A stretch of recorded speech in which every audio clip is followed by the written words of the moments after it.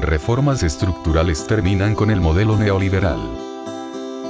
El crecimiento se detiene y queda la incertidumbre de volver a lo que fue Chile antes de aplicar el modelo. El sistema neoliberal permitió que miles de familias, que vivían en condiciones miserables, lograran una casa propia con todas las comodidades y un aumento permanente de los ingresos, que le permitían acceder a una vida muy distinta a la de antes del modelo.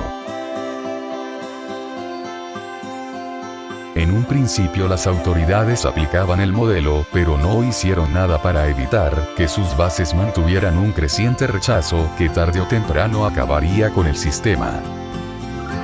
Pocos tuvieron el coraje de decir que sin crecimiento el resto es música. Terminar con el modelo se convirtió en una prioridad nacional. Habían todavía algunos vestigios del modelo neoliberal que hemos ido terminando a través de una de las reformas.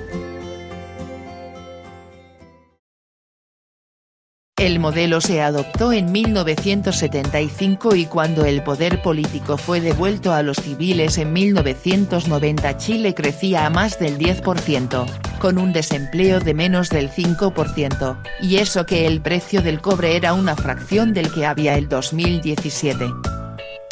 Un Chile muy diferente que se veía creciendo apenas al 1,3% cuando la gran promesa del continente se convirtió en una gran interrogante. Chile había pagado sus deudas pero comienza a endeudarse nuevamente y se veía claro su lento retorno hacia la pobreza. ¿Qué ocurrió con Chile?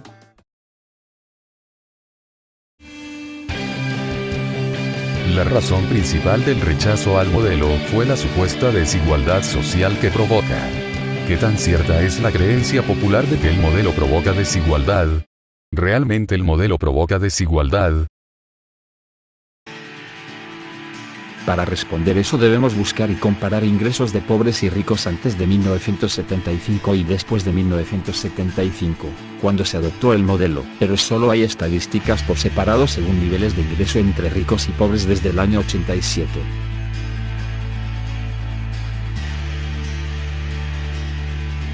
Al examinar documentos oficiales del Banco Central, comprobamos que cuando se aplicó el modelo con rigurosidad, efectivamente las diferencias en los ingresos crecen.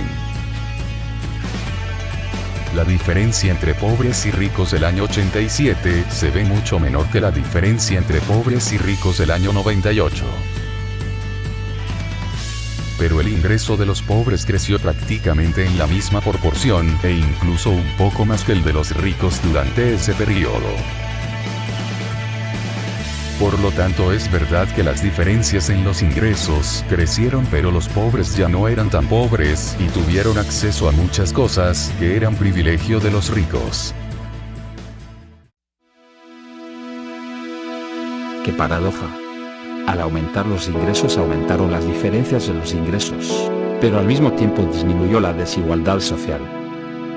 Antes de adoptar el neoliberalismo, los chilenos vivían con diferencias enormes. Casi todos ellos estaban privados de tener comodidades. El ingreso del Estado era menos que insuficiente para cubrir las carencias de los ciudadanos. Y el ingreso de los ciudadanos era tan precario que solo los más ricos tenían la opción de un crédito bancario. Millones vivían en la miseria mientras un grupo muy reducido de clase alta tenía casi todo lo que necesitaban. Con el aumento de los ingresos que logró el modelo económico, eso cambió y casi todos los chilenos pudieron acceder a prácticamente las mismas cosas. Pero porque al aumentar el ingreso de los pobres aumenta la diferencia con los ricos. Supongamos el ingreso de los ricos es 1 millón y el de los pobres es 100.000. Si los multiplicas por 2, la diferencia entre ellos aumenta. Incluso si solo duplicas el ingreso de los ricos, pero cuadruplicas el ingreso de los pobres, la diferencia aumenta.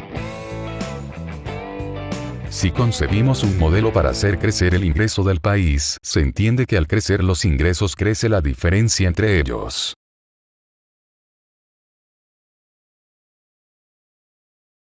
Antes de aplicar el modelo se hablaba mucho de los ricos, sus casas y su forma de vivir.